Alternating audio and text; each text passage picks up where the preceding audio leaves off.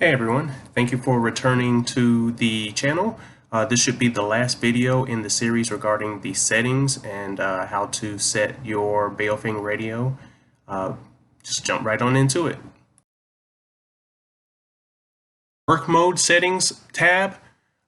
So these settings only apply once after the radio is programmed and powers off and then powers back on. After this, the options remain on the last setting that you used. So the first option is the display. This is which display line will be selected for transmitting.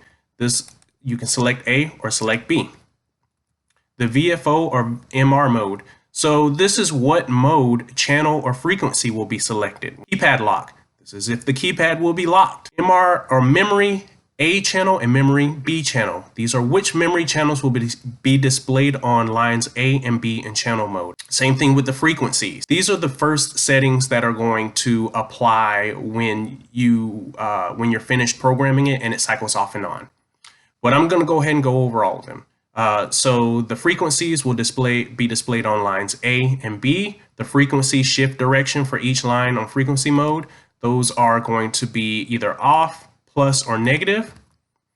The offset, we talked about offset before, so that's the frequency offset value for each line.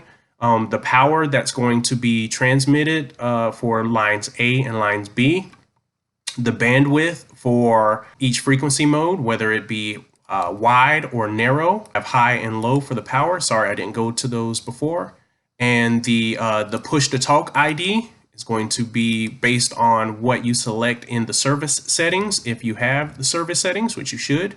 And then the tuning step. This is the amount of frequency steps taken when the scan function is used. 2.5, 5, 6.25, 10, 25, 12, 25, 12.5, blah, blah, blah. That's how many steps it's going to take either when you're pressing the up or down keys, as well as the scanning function. Going back to that push to talk ID. So the push to talk ID is transmitted for each line when you're using frequency mode, if you program it in the DTMF settings. So I'm going to click on that. If you look at the push to talk ID codes, we'll be setting these. These are already set by the factory, just kind of with random numbers. If you want to change those, because you'll have, again, 14 or 15 different users using the same handset, then you can have a different audible tone that's transmitted to identify each unique user. Up to 15 different users can use the same handset and all of them be identified with a different touch tone sound. All right, this is the broadcast radio station that will play when the call button is pressed. So whatever radio station you like to listen to, in the previous radio station, we tuned it into 96.7 Steve FM, which gave us that beautiful Journey's Don't Stop Believin' going on. Then you basically just put in the FM preset, and that's exactly what it will go to every single time that you press the your call button, or that orange button that's not for frequency and memory mode. Going to DTMF settings. So the DTMF settings all have to do with these audible tones that if you are an experienced user, you may want to use these. And I have yet to have a need for these tones, but I'll go ahead and go over these things. We talked about the PTT, the push to talk ID codes. Again, those are audible tones that are transmitted to identify unique users when necessary, based on the selection made in the S code menu option. When push to talk ID is enabled, up to 15 users can be set to use a handset. These things only work when you are in frequency mode. They do not work when you're in channel mode. An ANI code. So an ANI code is an audible tone transmitted to identify a unique user. Ham radio operators. If you are a ham radio operator, you may want to convert your call sign to an ANI code for use here. And I'll put the link in the description for a website to where you can go and take your call sign. Mine is Kilo 4 November Golf Zulu, and turn it into an ANI code.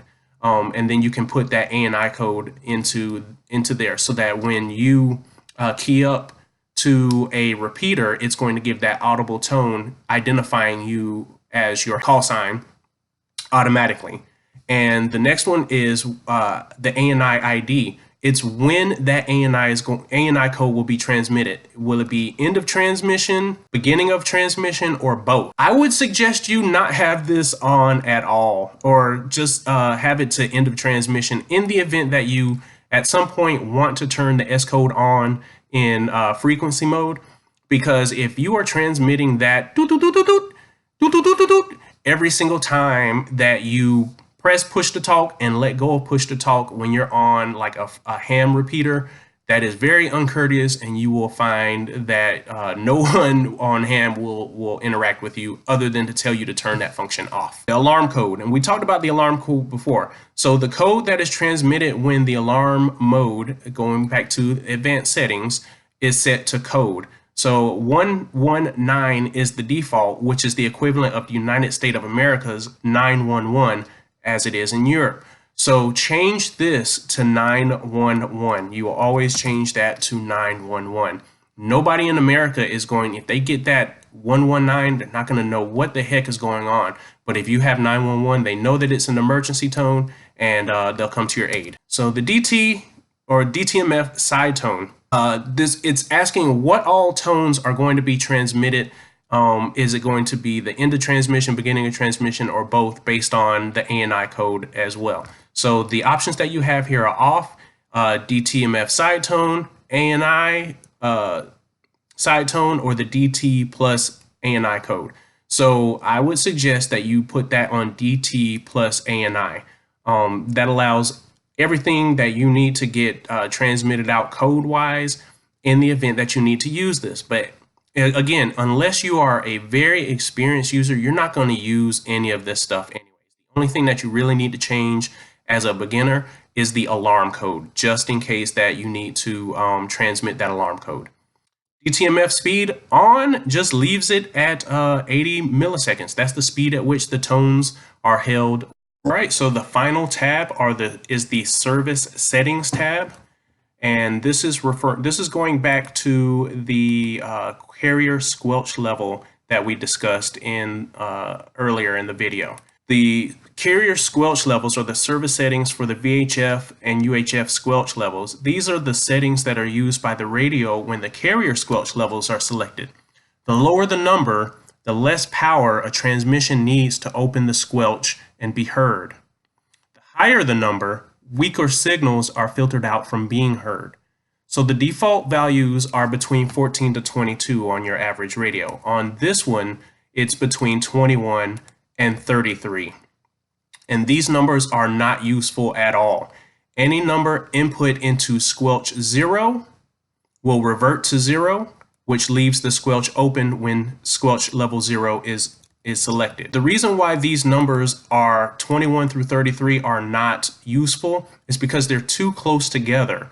It does not allow you to filter or allow you to hear any transmissions on the lower decibel levels below level 21, nor does it allow you to filter out anything above level 33 of decibels.